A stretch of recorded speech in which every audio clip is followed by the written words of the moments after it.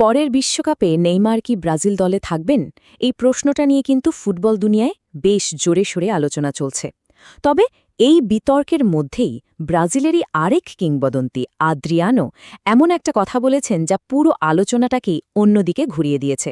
চলুন তার সেই শক্তিশালী বক্তব্যটা একটু ভেঙে দেখা যাক। এই সেই মন্তব্য যা নিয়ে এখন তোলপাড় চলছে।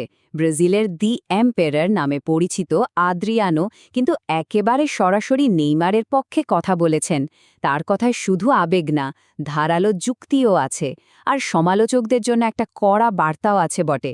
চলুন তার যুক্তির গভীরে যাওয়া যাক। তো আদ্রিয়ানোর যুক্তির প্রথম ধাপটা কি? সেটা হলো এই বিতর্কের সময়টা নিয়ে প্রশ্ন তোলা। তিনি মনে করছেন এই আলোচনাটা এখন করার মতো না। ঠিক এই প্রশ্নটাই কিন্তু আদ্রিয়ানো তুলে ধরেছেন। বিশ্বকাপ তো এখনো বহু দূর, এর মধ্যে কত কি হতে পারে।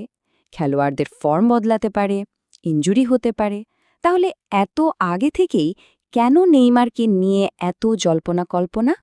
আদ্রিয়ানোর পুরো যুক্তির শুরুটাই কিন্তু এই একটা লাইন দিয়ে, বিশ্বকাপ এখনো অনেক দেরি।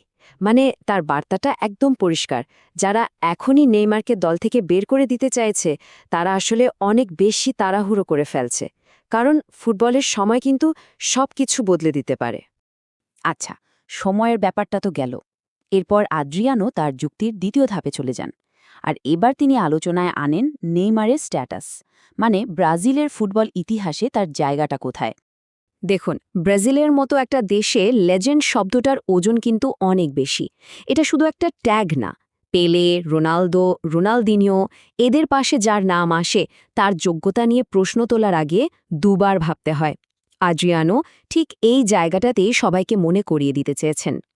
আর তাই আদ্রিয়ানো কোনো রকম রাগঢাক না করেই সরাসরি বলে দিয়েছেন নেইমার ব্রাজিলের কিংবদন্তি। এটা কিন্তু শুধু একটা প্রশংসা না, এটা সমালোচকদের দিকে ছুড়ে দেওয়া একটা চ্যালেঞ্জ। তিনি মনে করিয়ে দিচ্ছেন, আপনারা এমন একজনকে নিয়ে কথা বলছেন যিনি অলরেডি ব্রাজিলের ইতিহাসের পাতায় নিজের নাম লিখে ফেলেছেন। তো নেইমারকে কিংবদন্তি বলার পর আদ্রিয়ানো সরাসরি একটা প্রশ্ন ছুড়ে দেন। খুব সহজ একটা প্রশ্ন। প্রশ্নটা হলো, ব্রাজিল দলে তার থেকে ভালো খেলোয়াড় আছে? দেখুন, এটা কিন্তু একটা অলংকারিক প্রশ্ন। এর মাধ্যমে তিনি আসলে বলতে চাইছেন, এই মুহূর্তে নেইমারের মানের বা তার মতো খেলার ধরনটা নিয়ন্ত্রণ করতে পারে এমন প্লেমেকার কি দলে আছে?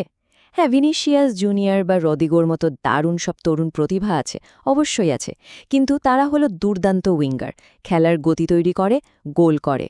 কিন্তু মাঝ থেকে পুরো আক্রমণটা এক সুতোয় গাঁথা, খেলার টেম্পো কন্ট্রোল করা, ওই যে একটা ক্রিয়েটিভ স্পার্ক, সেই কাজটা করার জন্য নেইমারের বিকল্প কি আসলেই আছে? অভিজ্ঞতার দিক থেকেও তো নেইমার যোজন যোজন এগিয়ে। এরপর আদ্রিয়ানো তার যুক্তির সবচেয়ে গুরুত্বপূর্ণ অংশটাতে আসেন। তার মতে বিশ্বকাপ শুধু পায়ের স্কিলের খেলা না, এটা তার চেয়েও অনেক বড় কিছু। এটা হলো নার্ভের খেলা, মানসিক শক্তির একটা চূড়ান্ত পরীক্ষা। এই যে দেখুন, বিশ্বকাপের মঞ্চ আর অন্য যে কোনো টুর্নামেন্টের মধ্যে পার্থক্যটা কোথায়?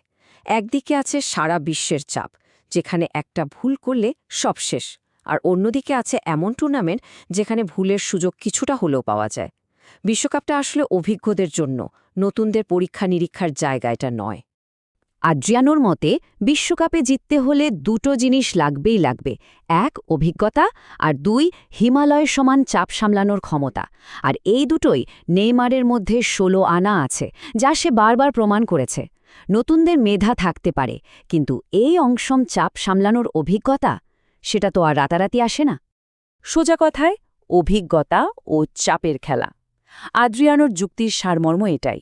বিশ্বকাপ কোনো ল্যাবরেটরি না যে সেখানে নতুনদের নিয়ে এক্সপেরিমেন্ট করা হবে।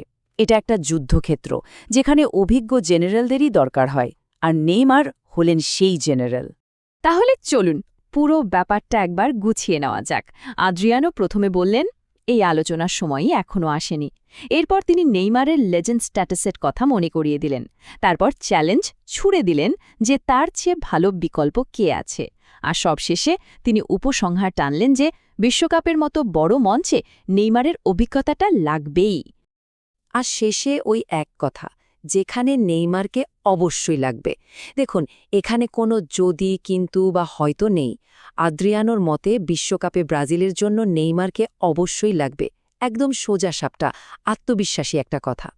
তাহলে শেষ প্রশ্নটা কিন্তু এটাই দাঁড়াচ্ছে, একদিকে অভিজ্ঞতা আর কিংবদন্তির লিগ্যাসি, আর অন্যদিকে নতুন প্রজন্মের টাক, কোনটা বেশি ভারী হবে?